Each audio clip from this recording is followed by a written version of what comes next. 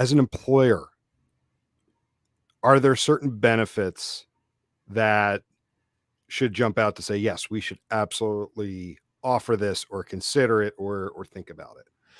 So I think there are two, and I'm not necessarily going to jump into specifics, but just kind of talk high level. And those are things that enable you to have a better connection with your team. Absolutely should be thought about, and that could be anything from getting people together to travel budgets to being creative on how teams can kind of play together in a virtual world. And then two is probably more important. Any kind of benefits that provide a sense of autonomy for your employees to create better work-life balance.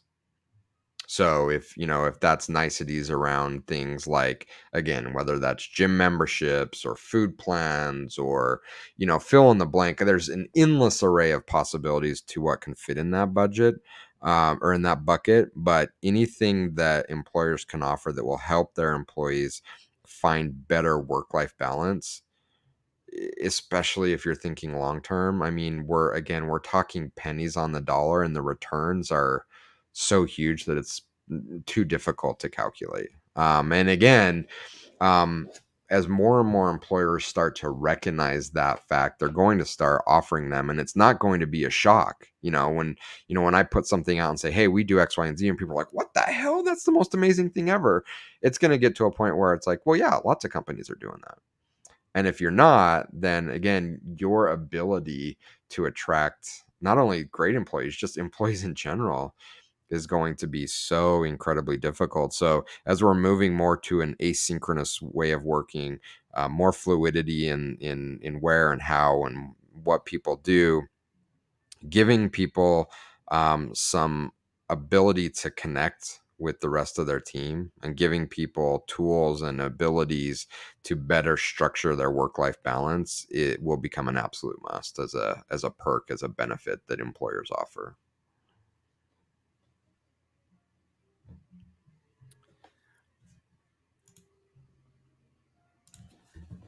There's a couple things I want to say, and I'm trying to think of what I want to say first. Um, because it feels like, some of the things that you were describing there, it's almost like I've worked for one employer where there was an on-site gym, Hmm.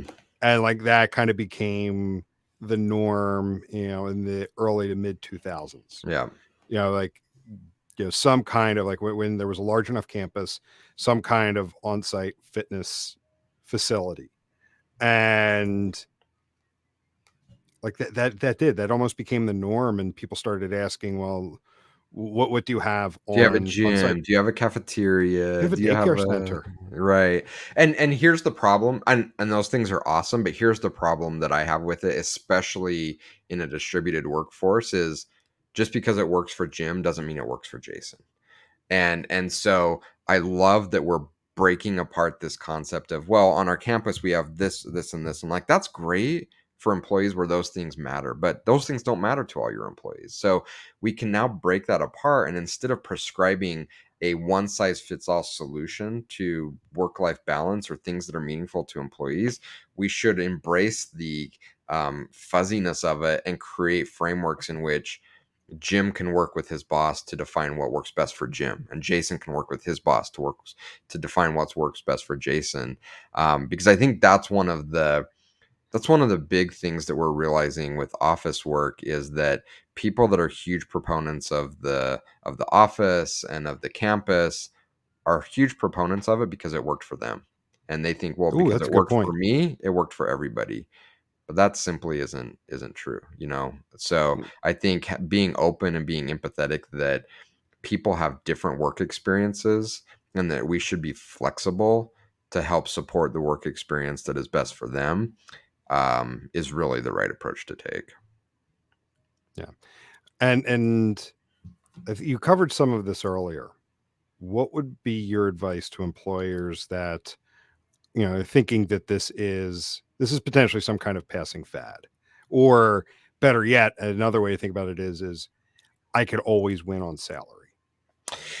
So I'll address both of those quickly. So again, going back to my, well, we're going to be back in the office in 2 weeks, to well, this thing's over, so we're going to if that continues to be your worldview, that things are going back to the way it was, you're going to lose.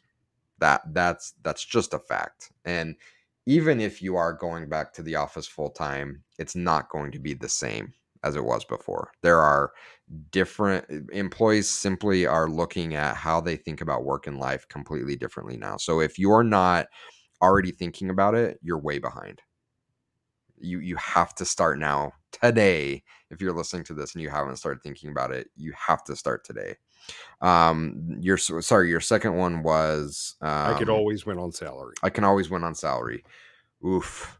If you're taking that approach, you know what that means? Unless you're one or two or three companies in the world, there's always going to be a company that has the ability to outbid you. So if you're winning on salary and that's all you're offering, you're on shaky ground, because someone will come along and offer someone $500 more on your team, and they will take it because there's nothing else keeping them there.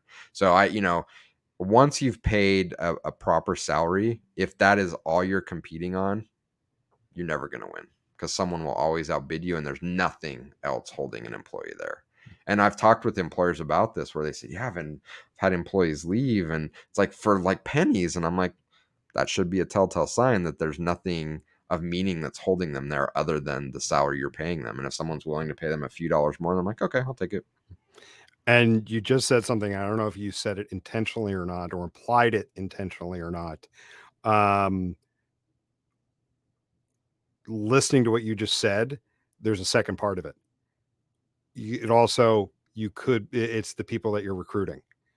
If you think you could always win on salary, you're recruiting people that will always sell to the The highest highest bidder. bidder. Absolutely. Yeah. It's a no-win situation for you to go down that path. So